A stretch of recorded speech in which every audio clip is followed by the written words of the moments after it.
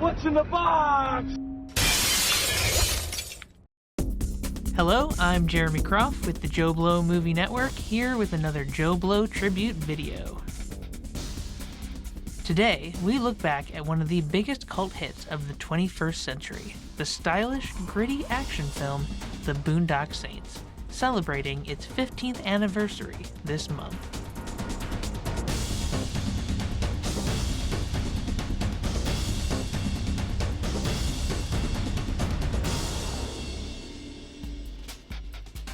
Released on January 21st, 2000, in only 5 theaters nationwide, The Boondock Saints was initially an abysmal failure, grossing only $30,000 theatrically, against a budget of $6 million. Since its release, the film has developed a huge cult following, grossing almost 10 times its production budget. The film was deemed such a success that a sequel was released almost a decade later.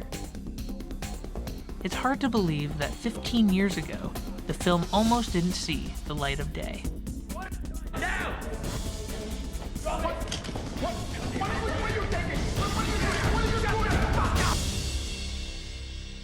It all began in 1997 when bartender and first-time screenwriter Troy Duffy allegedly witnessed drug dealers stealing money from a corpse in his apartment complex. Disgusted by this crime, Duffy wrote a screenplay about 2 twin brothers in Boston who moonlight as vigilantes. Now, a classic story of the Hollywood dream coming true, from bartender to movie maker overnight, with the bar thrown in as a bonus. Patrick Healy is live in West Hollywood with details. Jess, we've all heard the legend of actress Lana Turner being discovered in a soda fountain. So what's wrong with a saloon being remembered as the launching pad for Hollywood's newest wonder kid?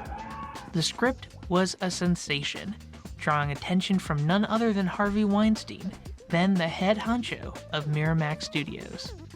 Weinstein bought the screenplay for $300,000. And, as if that wasn't enough, Weinstein also bought the bar that Duffy worked at. Duffy and his entourage have to go back to Boston next week to scout locations, but for now, well, they're hanging out at Jay Sloan's. From that point on, Duffy was the talk of the town, securing a 2-picture deal with Miramax, as well as the rights to direct his own screenplay.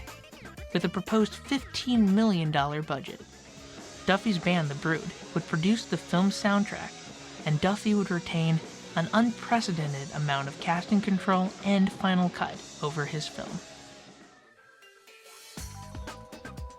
The script caught the attention of some of the hottest actors in town, including Ewan McGregor, Mark Wahlberg, Patrick Swayze, and even Sir Kenneth Branagh.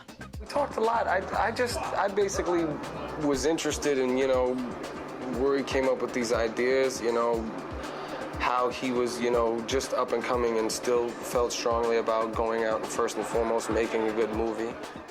So what happens when a young, impressionable filmmaker is given an almost unlimited amount of resources and total carte blanche from a major Hollywood studio? The answer? Complete and total hubris. And what people I don't think realize is that success has nothing to do with how you live your life and how you treat your friends, really. If you got the goods, you got the goods. No matter what kind of a fuck-up you are. I went from a bartender and surpassed everyone and got to the top.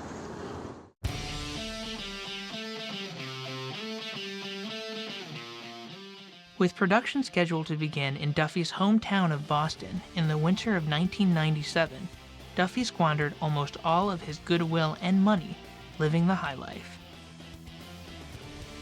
When Duffy threatened to leave his agency, the William Morris Agency, things went real sour real fast. When he was unable to secure a cast or location in time for production, Miramax made like a tree And get the fuck out of here! Duffy was blacklisted. While Duffy was able to keep his writer's fee, he was forced to reimburse his $150,000 director's fee and the almost $1 million advance he had received to produce the film. The Brood, Duffy's newly signed band, fared just as poorly, with their first album selling less than 700 copies total. Duffy burned out almost as quickly as he had risen. The independent film company, Franchise Studios, ultimately picked up the film. Finally, in 1998, production on the Boondock Saints moved forward, with less than half of its intended budget. The behind-the-scenes story of the making of the Boondock Saints is like a movie unto itself, and it actually was turned into a movie. The feature documentary, Overnight, released in 2003, chronicles the film's rise, fall, and rise again. Okay, but what about the film itself? 15 years later, how does it hold up?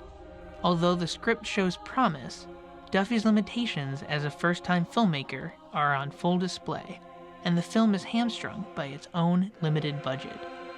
One wonders what kind of film Duffy would have made if everything hadn't blown up in his face. The film is also very un-PC, a blessing or a curse depending on who you talk to. The Boondock Saints is unquestionably misogynistic, oftentimes uncomfortably so, and features numerous homophobic jokes, mostly centered on William Dafoe's closeted Agent Smecker. What are you doing? I just wanted to cuddle. Cuddle. What a fag. Needless to say, the film is not for everyone. Despite its flaws, Boondock Saints does have a fair share of memorable action scenes, and it has a fun indie spirit that is largely missing from most action movies released nowadays. Duffy went for broke, and it shows. The lead performances from Sean Patrick Flannery and Norman Reedus are laid back and fun, and the supporting players, Billy Connolly and William Dafoe, clearly relish the opportunity to chew all of the scenery. 15 years later, the Boondock Saints continues to find an audience, and for this batshit off-the-walls Tarantino wannabe film, especially one with such a troubled production history, that's quite an accomplishment. So, here's to you, Boondock Saints. Happy 15th. In nomine Patri. Et Filii. Spiritus Sancti. From the Joe Blow Movie Network, I'm Jeremy Croft.